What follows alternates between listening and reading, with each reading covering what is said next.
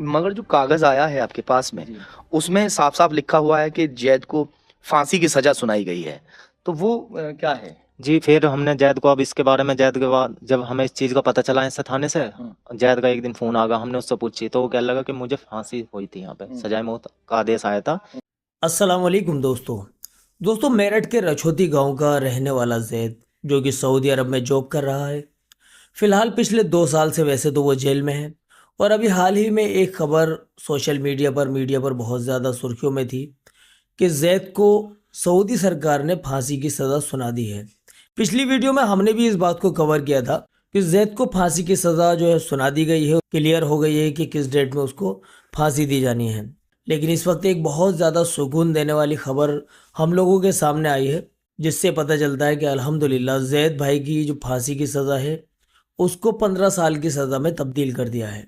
हालांकि इस बात में कितनी सच्चाई है वो इस वीडियो में हम जानने की कोशिश करेंगे, क्योंकि हमारे एक साथी खबर तहकीकात की तरफ से एक रिपोर्टिंग करने के लिए जब वहां पर गए तो उन्होंने जैद की वालिदा से और जैद के भाई से उन्होंने बात की और फिर उन लोगों से पूछताछ की, पूरी बात की जानकारी उनसे हासिल करने की कोशिश की। तो इस वीडियो में हम उसी बात का खुलासा करने जा रहे हैं। दोस्तों, सोशल मीडिया और मीडिया के ज़रिए से न्यूज़ जो मिलती है उनमें कई बार जो है ऊंच नीच हो जाती है।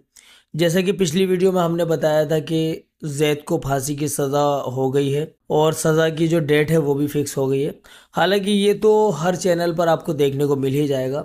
इसी के साथ साथ एक बात ये सामने आई थी कि जैद की जो है शादी हो गई है, उसकी अहलिया वगैरह भी गाँव में रहती है। तो जब उसके मम्मी से और उसके भाई से बात की गई तो वहाँ जाकर भी हमें पता चलता है कि जैद की शादी नहीं हुई थी। तो पिछली वीडियो में अगर हमसे कोई अगर गलती रही हो तो उसके लिए हम आपसे माजरत चाहते हैं। लेकिन आज की वीडियो में जो जानकारी आपको देने जा रहे हैं, जो खुलासा आपके सामने हम करने जा रहे हैं, वो पूरी ऑथेंटिक जानकारी है। क्योंकि जब हमारे एक साथी खबर तहकीकात चैनल की तरफ से रिपोर्टिंग करने के दौरान उनके घर पर गए और वहाँ पर जो उन्होंने अब उनके मम्मी से और उनके भाई से बात की और जो बातें निकल कर सामने आई हैं वो वाकई चौंका देने वाली हैं, बहुत ज़्यादा दिल को दुखा देने वाली हैं। ये पूरी बातचीत करूंगा कि आखिर क्या कुछ मामला था, किस तरह से जैद सऊदी अरब पहुंचा। सऊदी अरब यहाँ इस गांव के बताते हैं कि हर तीसरे घर से एक बच्चा सऊदी अरब में काम कर रहा है। सबसे पहले मैं माजी आपसे बात करूंगा, आपका क्या नाम है? रिहाना। रेहाना। बेटा जो जैद है, ये आपके कितने बेटे हैं? 7 7 बेटे हैं। 7 बेटे हैं। तो और भी बेटे आपके काम करते हैं सऊदी में? 2 करे हैं। 2? हाँ। ये जो जैद था और एक दूसरे इससे बड़ा वाला, या और भी इससे अलग? बड़ा एक और छोटा है, एक जैद से छोटा। जैद से छोटा। यानी कि 3 बेटे सऊदी चले गए। हाँ। तो सबसे बड़ा बेटे का क्या नाम है? सबसे बड़े का मोइन खान। मोइन। मोइन वहाँ कितने समय से काम कर रहे थे? 11 साल हो गए। 11 साल से। तो जब ये जो जैद है, ये कब गए थे, कितने साल हो गए ना गए हुए वहां पर? जैद को तो 8वां साल लग रहा। 8वां साल? हाँ जी। तो पैसा कमा के दिया जैद ने? पैसा कमा का कोई नहीं दिया उसने। क्यों? सब ऐसी किसी किसी का धोरा ऐसी ही रहा होता। माँ कह रही है कि पैसा कमा के दे नहीं पाए, क्या वजह रही है ऐसी कि पैसा नहीं दे पाए? वो क्या हो जब रहा? यहाँ से गए हुए कंपनी में 2018 में, तो ये अल सुदेश कंपनी में गए थे पहले।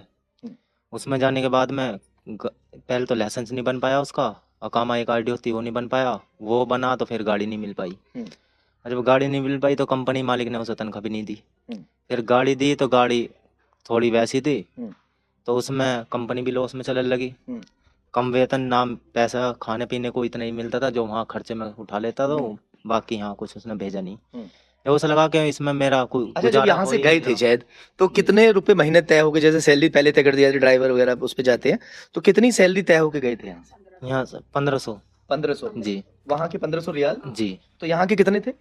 यहाँ के बैठ जहाँ तकरीबन 30-35 हज़ार। 30-35 हजार? हाँ जी। तो वो 30-35 हजार रुपए महीने तो दिए होंगे ना आपको? नहीं दिए, वो भी नहीं दिए। क्यों? क्योंकि जब वो यहाँ से गया तो जाते ही उन्होंने पैसे नहीं दिए। उन्होंने कहा कि जब गाड़ी मिल जाएगी जब ही तुझे पैसे मिलेंगे। अच्छा, गाड़ी मिली? हाँ, गाड़ी मिली नहीं। और जब गाड़ी मिली तो उसे केवल इतने ही पैसे दिए कि जिससे 500-600 रियाल ही पैसे दिया अपना खर्चा वहाँ पे उठा सके। हाँ जी, क्या तो कपड़े वपड़े पहनने में या फिर साबुन में, नहाने धोने, खाने पीने में, बस इतना ही।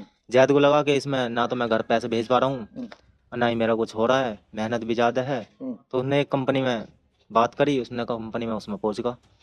कंपनी में उसमें पहुँचने के बाद में काम करा खाली कितने दिन तक रहा होगा? जैसे यहाँ से गए, जाते ही उन्हें गाड़ी नहीं मिली।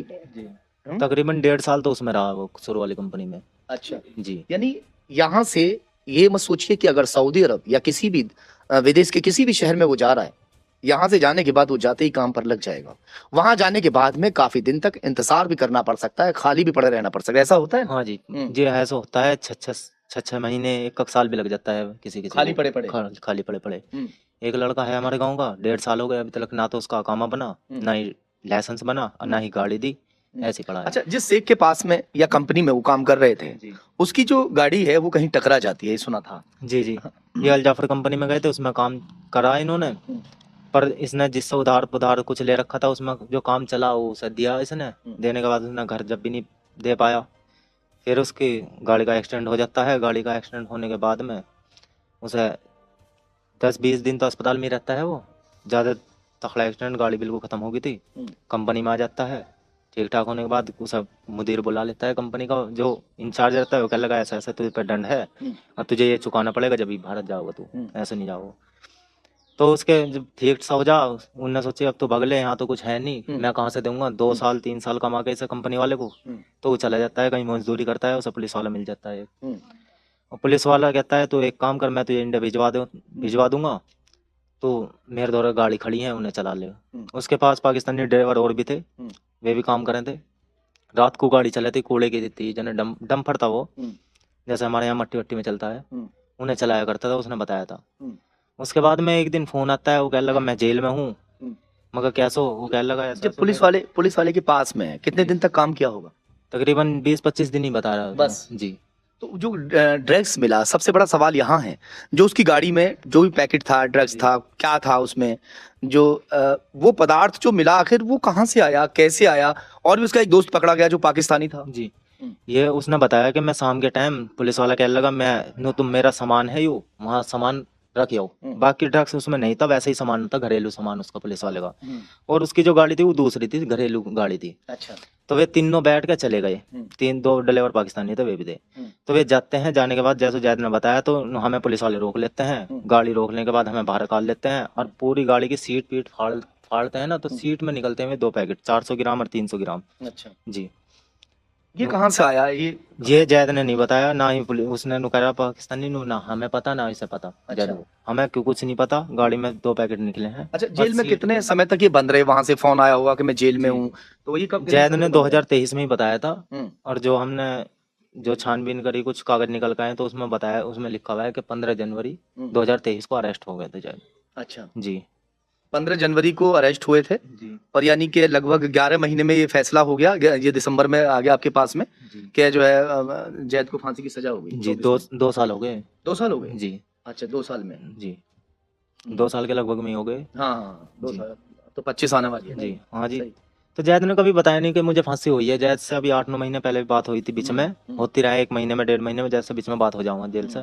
तो उसने बताया था कि 8 महीने पहले बताया था उसने कि मुझे 15 साल की सजा है और अब तो 15 साल काट के आना पड़ेगा। मगर जो कागज आया है आपके पास में, उसमें साफ साफ लिखा हुआ है कि जैद को फांसी की सजा सुनाई गई है, तो वो क्या है? जी फिर हमने जैद को, अब इसके बारे में जैद के बाद जब हमें इस चीज का पता चला इससे थाने से, जैद का एक दिन फोन आ गया, हमने उससे पूछी तो वो कहने लगा कि मुझे फांसी हुई थी, यहाँ पे सजाए मौत का आदेश आया था, जिसमें मैंने मर्सी पिटीशन डालकर, रहम की एक अपील होती है वो डालकर, उन्होंने मेरी 20 साल की सजा उसकी 15 की कर दी है।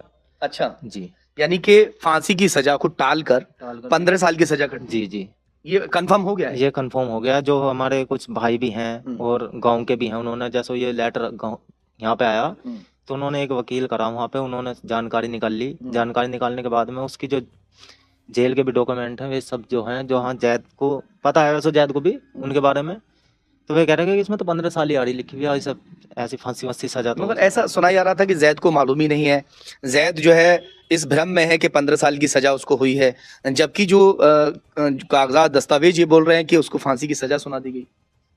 जी हाँ जी, ऐसा भी हमें भी शक ऐसी होया कि मतलब जैद को ना पता हो और उसमें 15 साल लिख रहे हो, कल को उसे फांसी ना लग जाए। तो इसके बारे में हमने भी अभी चल रहे हैं, कोई भैया भी है वो भागदौड़ी कर रहे हैं अभी इसमें, अभी कर रहे हैं भागदौड़ी। तो दोस्तों ये थी सच्चाई जैद की फांसी को लेकर।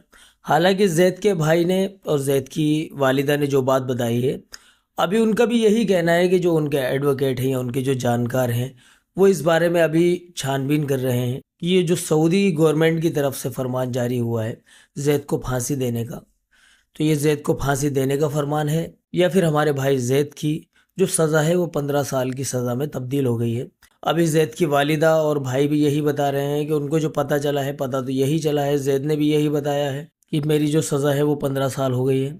लेकिन इसी के साथ साथ इस बात का शक भी है कि कहीं ऐसा ना हो कि हम लोग ये सोचकर खामोश होकर बैठ जाएं कि चलो कम से कम हमारा बच्चा ज़िंदा तो है, 15 साल की सज़ा काट कर आ जाएगा और उधर उसको फांसी पर लटका दिया जाए। तो ये बात भी कहीं ना कहीं परेशान करने वाली है। दोस्तों, इससे मुतालिक कोई भी जानकारी आगे हमें मिलेगी तो आपको अपडेट किया जाएगा। फिलहाल अभी के लिए यही अपडेट था, तो हमने सोचा आप लोगों को इससे रूबरू कराया जाए। चलिए दोस्तों, इस वीडियो को आगे भी शेयर कर दीजिएगा और वीडियो अगर पसंद आया हो तो लाइक करने के साथ साथ चैनल को सब्सक्राइब भी कर लीजिए, क्योंकि अल्हम्दुलिल्लाह इसी तरह की वीडियोस आपको अपने इस चैनल पर मिलती रहेंगी। मिलते हैं दोस्तों आपसे अगली किसी वीडियो के साथ में। अस्सलामु अलैकुम वरहमतुल्लाहि वबरकातुहू।